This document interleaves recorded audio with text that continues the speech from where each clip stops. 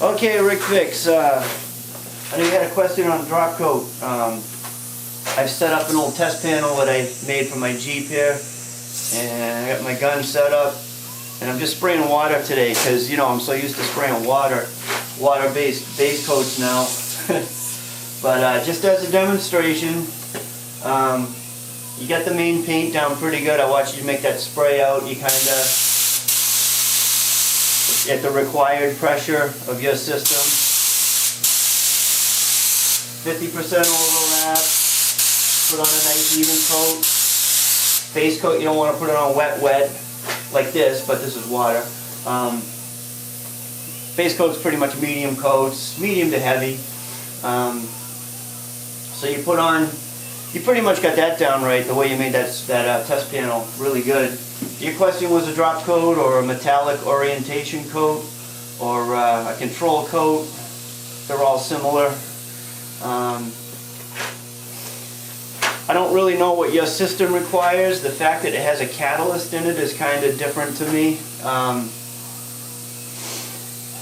If you do it right, you stand up your metallic evenly right across the entire car. When you're putting covering coats on, you kind of stop at each panel and you move to your next. Your orientation coat, you're going to want to just go right across, nice and even.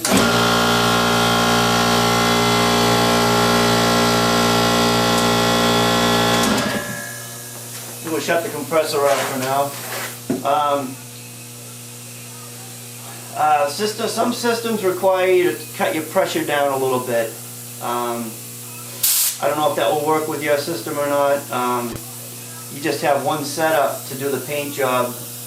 You know, sometimes you play around with different slower reducers for that drop coat, or pretty much what you'll be doing is maybe cut your pressure a little, maybe not. I don't really know how that will work with your system. But the main thing you're going to want to do is just, you're doing your heavy coats like that, your control coat, you want to back off and just do a nice, and maybe go a little slower and just watch your metallic lay down over the panel, kind of like, just watch it fall on and go bigger. You know, maybe do a few panels at once so you don't stop and end up with a dark edge. But you just kind of just watch it fall on, nice and even, nice overlap. You're not going for coverage now, you're going to make that metallic look even everywhere. If you do it right, you really bring out the flash in the paint. If you do it wrong, you end up with just blotchy crap everywhere. But again, check on your system. It may not even require this step, but much more important with a light metallic, you're dealing with a dark metallic, so it's not a huge problem for you, but it's still nice to do for that final look. It's a nice, you know, your main coat you're putting on more like this.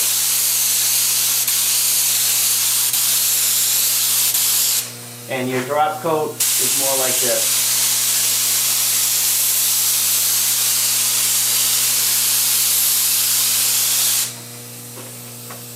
But what you don't want is big runs everywhere. Yeah, because I'm painting water here.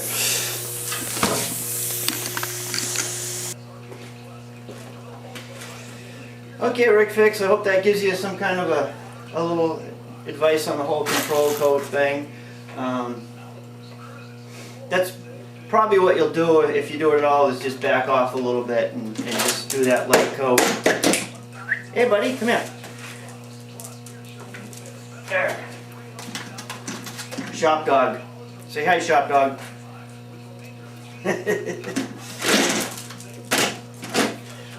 Talked with Greg Porter last night. Had company pull up just as I was right in the middle of conversation. Had to cut it short, but he's as cool to talk to as he would seem on his videos. Cool guy. What else was I going to say here? Slow SRT. I don't think I'm going to get to my buddy's house this weekend to video that stuff, but I'm going to get to that as soon as I can because you get a kick out of it. It's pretty cool. New guy I started watching, Just Hoggin. Pretty cool stuff. Check him out. He's got a really neat little shop. Does a lot of nice work on bikes.